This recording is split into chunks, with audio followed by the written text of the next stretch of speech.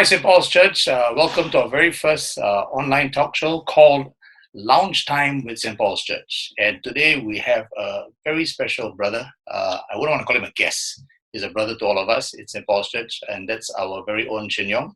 And so today we're going to talk to him about his current ministry to the guest workers, the migrant guest workers who are helping in our economy here. And as we all know, COVID-19 has struck them very badly. And there's many concerns coming from the government. And so, putting all politics aside, we just want to hear Shin Yong's heartbeat of what he has to share and to just let us know what's going on there and how he came into this ministry. That's very vital of how God called him in. So yeah, Shin Yong, welcome. Good afternoon and welcome. Thanks, Leon, for inviting me to this talk. And that's Elizabeth, of course, one of our youth leaders, up and coming youth leaders. Yeah, and she's also joining us in this talk show. Shin Yong, sorry, Liz. Yeah, as you know, Shin Yong, how should we address them? Migrant workers or migrant guest workers or guest workers? I think we normally call them migrant workers, in general terms. Yeah. Okay. So some people prefer to call them guest workers, but in general term, the NGO calls them migrant workers. Okay. I have already sort of preempted you, all right, on what to share with us. And so coming to the very first question that I did share with you offline before we came online, it's really interesting that each of us have a story and a journey that we've taken. Somehow God has spoken to us when we came to faith. And so for your situation, how did what happened that God got a hold of you, and sort of pulled you to this ministry? Well, maybe I start with saying that, it's more a mission formation for me. I think it started years ago at St. Paul's Church. We used to have many mission trips. And then later on, my involvement with the diocese deanery work. And then I think quite importantly, working 4 years in Church Mission Society in the UK, I think it helps to shape my experiences, prepared me to work among migrant workers, even though it was something I'd never done before. Okay. So yeah, I think these are the things that on hindsight, I think God works in our lives, sometimes knowingly, sometimes unknowingly. Right. And I can say that quite a lot of this mission formation started at St. Paul's Church. Okay. So it was a gradual build-up. Yes, certainly. I see. Okay. Yeah. And how long have you been working with the migrant workers now? Actually, the idea of starting a clinic first came in 2006. Okay. But effectively, I started working in 2007 with migrant workers. My ministry co-worker is actually a medical doctor. So together, we founded an organization called HealthServe. Its main purpose was to serve the needy and the marginalized communities at Lorong 23 Geylang. Okay. And God is very interesting, no? He placed us within the migrant workers communities in the red light district of Geylang, the underbelly of Singapore society. And working out from a volunteer-based medical clinic to serve these workers. Okay. I think that's the early beginnings of my experiences. Right. Just a question to Liz, since she's with us here. You heard him use that term, red light district.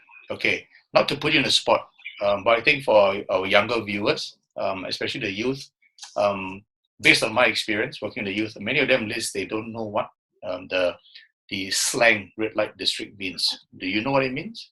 No. Okay, very good. It's a good thing that I touched on that. Shin Yong, if you don't mind, I just share very quickly. Sure. Liz, the red light district is actually a zone where prostitution operates. Yeah, and in Geylang in Singapore, there's some form of legitimacy. It's a controlled kind of prostitution that takes place there. It's not a good thing at all, but the government is well aware of it. And so that's where the term red light is used. And why red light is because usually at the brothels, there's always a red light in the old days. There'll be outside the homes where the brothels are, and that would signify to the people that that's a brothel there. Yeah, so that's the reason why the red light. Yeah. Okay, Shin Jong, sorry. Yeah. Yeah. So Maybe you want to add to that? I don't know. yeah, Please. yeah. So I think importantly, the initial experiences with migrant workers kind of shape our thinking Okay. towards a longer term ministry. And in 2007, uh, the workers started to assess our clinic, Right. basically from China and South Asian workers. And then suddenly in 2009, there was a spike of injured workers. And Okay. we realized that we had to grapple with more issues than we think. Okay. Because these workers didn't have enough rest. They were working around the clock. They were building projects in Marina, I think it's Marina Bay Sands area. Mm-hmm. And so when these workers were injured, and the serious ones, normally the companies will terminate them. Right. And so it can become potentially a social problem. That was in 2009. Okay. And thankfully, we persuaded the government agency to provide free food and lodging for these workers, and then allow them to recover and wait for their workman compensation process to complete. Okay. Yeah, so I think these were the initial experiences that kind of help us to think about various issues about migrants workers in Singapore. Okay. And by God's providence, many of these workers that we serve, we saw in them the resilience, the faith, and the transformation in their lives. When we have a community for them, when they are found to be with people that care for them. Many of them tell us, if not for a community, they may even consider suicide because when they're seriously injured, they have no real value, in their minds to society. Right. So these are important considerations. Yeah. Okay. About migrant workers. Okay. Liz, you got anything to ask him at this point? No. Nothing. Okay. What do you think the Lord is showing us through this COVID-19 episode right now? Because, to just bring into context, we had a very low number of infections in the community first, but suddenly, boom, there's an explosion in the thousands. What do you think personally the Lord is showing us? And when I say us, I'm talking about the church here. Yeah, about the COVID-19 episode. Yeah, I think I've never seen such a high level of public and national consciousness on migrant workers' issues all these years. Right. I think it's very important that the church play a part to bridge this social gap and to serve as Christ's ambassador, to the migrant population living here. It's this important window opportunity. And you've already seen some Christian organizations, some churches already providing meals, doing whatever they can to distribute essentials to these dormitories. And you and I know there are estimated 1.2 million migrant workers. Yes. And already more than 80% are infected with COVID-19. Yeah. And I think they feel very vulnerable, right? Because they're quarantined inside the dormitories. And there's this fear of transmission. Okay.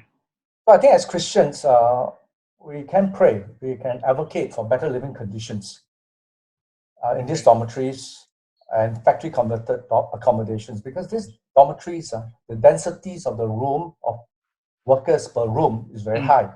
It needs to be reduced from at least maybe 6 workers to 4 workers, from a high of 15 to 20 workers. So I think that's one major structural consideration that I think we need to pray for. And then essentially, that not many people talk about in accommodation is kitchen.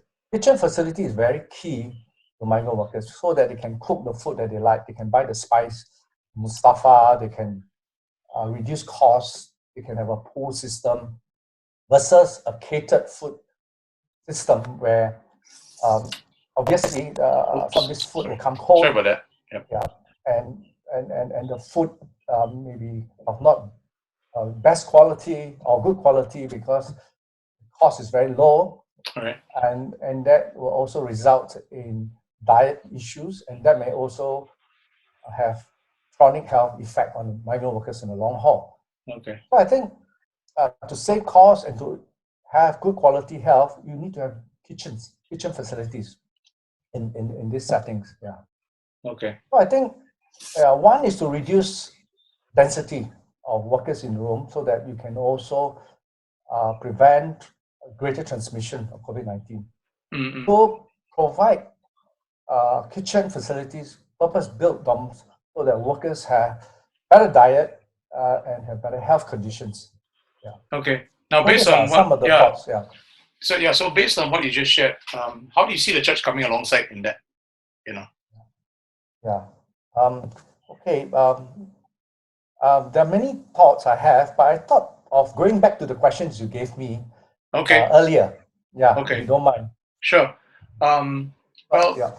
yeah. So I think my one major question that I want to ask you is, based on your years of experience working with these migrant workers across the different ethnic groups that we know that are present with us, what is the similarity that you have observed across these groups? And you feel that the church at large can be involved to help alleviate? Because there are different ethnic groups, but based on your observation, what have you seen, any similarities, and how the church will come alongside? I think it's a very good question. All migrant workers, regardless of ethnicity, geography, face one common challenge. They have a fear of being treated as unimportant and disregarded, and a fear of mistreatment and oppression in a foreign land. Plus, the inability to speak English intensify this loneliness. Okay. And separated from their spouses and loved ones make them feel alienated. Consequently, all this built up psychological barriers even within their heart. So I think this is very important for us to know when we want Very to do real, ministry. very real, yeah, very real. It's very Okay. authentic, and because we're always thinking about programs, programs Right. and events are but tools so that we can connect with them. Right. So I believe that the effectiveness of what the church hopes to do, or any organization for that matter, stems from its capacity, whether they can foster life-giving connections Okay. by creating a space for hospitality and a sense of belonging. I think that's critical. Okay. So for the many one people. word that comes to mind, is relationship building. That Yes, one phrase. yes. Right. Yeah, like you said, you can have the tools, you can have all the programs, but nothing like what you do when you have coffee with them, you Yes, chit chat with them yes, over yes. a meal, and you connect. Yes. Okay. Yeah. Okay. And I know over the years, it's interesting that we can consider a myriad of things we can do with them to build relationships. Things like Right. having festival together, having Right. ethnic music. I think our young people will love this. Cultural exchange. Yeah, Liz can maybe dance a bit. Yeah. Community meals together, eating together on the floor, Right. and enjoying the ethnic food. Yeah. And listening to their history about their country, and storytelling, because these are all part of a way to open up our lives and theirs, so that we can have a path forward towards personal healing for them, Okay. as well as us, and empowerment for them. So I think that's quite important for spiritual work to begin. Okay. Okay.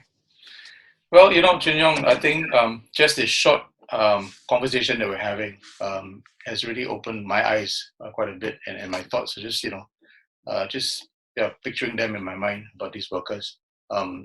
Liz, anything you want to add? Any question you have for him? Yeah. I'm very as a young person. Yeah. No, cause I see all the stories on internet about all these like for example, all the migrant workers, they don't have like masks and stuff, and then people are like videoing them saying that like oh, you don't have a mask means like you're low class and stuff like that. So it's like, you see all this quite pitiful, but then you don't exactly know how to help them, you know. Yeah. Yeah. I think we've been seeing that a lot. Unfortunately, crisis brings out the worst and the good in people. Yeah. And it's just unfortunate. Yeah. But I think, Liz, that's very real. There are many of them who may not be able to afford the mask. And that's why we're thankful for our government in helping us. And I think for ourselves, what we can do is, if you can, carry a spare mask with you. If you see them, they don't have, offer. No need to video, no need to film, you know. I mean, that's my personal opinion, what we can do. Yeah. So anyway, Shin Yong, unfortunately, we don't have much time left. We really appreciate this short sharing of yours. I think the church really has to know what's happening with the migrant workers. I, for one, you may not know this, and the people in St. Paul's may not know this. Once upon a time, I did work with the migrant workers. I had a team of about 10 men, and I was very privileged to actually see a different side of them. And they're actually regular folk, just like you and me. And they have their needs, and they have their cares, their concerns, and everything. They're really regular folk. It's just that their culture is different, and I guess we need to appreciate them as much as they appreciate us. They need to learn about us, and we need to learn about them. Yeah, and not alienate them, is what you said. So, Shin Yong, I really appreciate this short information that you've given us. Add one final point before we go. Please do. Just last week, actually, Lorraine contacted me about educating our Sunday school kids, about migrant workers. Oh, lovely. So I think it's a very good start that the kids can learn about where the workers come from, what's their culture, what's their family life back home, what their needs during this time of COVID-19. So I think that's a good start for the church. And also Victor also rang yesterday about what sort of financial support we can give to workers who fall through the crack during this COVID-19. So I think there are ways we can move forward, and we pray to the Lord so that we can be part of His mission now in COVID-19 and perhaps post COVID-19, and see how the Lord leads. Mm-hmm. Okay. Well, Shin Yong, once again, thank you very much for sharing your experience about the whole migrant guest worker situation. We pray that God will continue to provide for you and Joyce as you continue this mission. Thanks. And Liz, thank you very much for being with me. And to all of you all back home from St. Paul's Church, we just want to say thank you very much for being with us. There's going to be more to come. Other members, we will contact you. So don't be afraid if you get a phone call from either me or Joanna asking you to come on the show, so that we can just have a casual chat to find out how you've been doing and the ministry that God has called you to. So, Shin Yong, thank you very much for being on the show again. We definitely look forward to meeting in person, man, over coffee. Yeah, we must have coffee. More coffee. Definitely. Let's cheers, man. Cheers, brother. Cheers.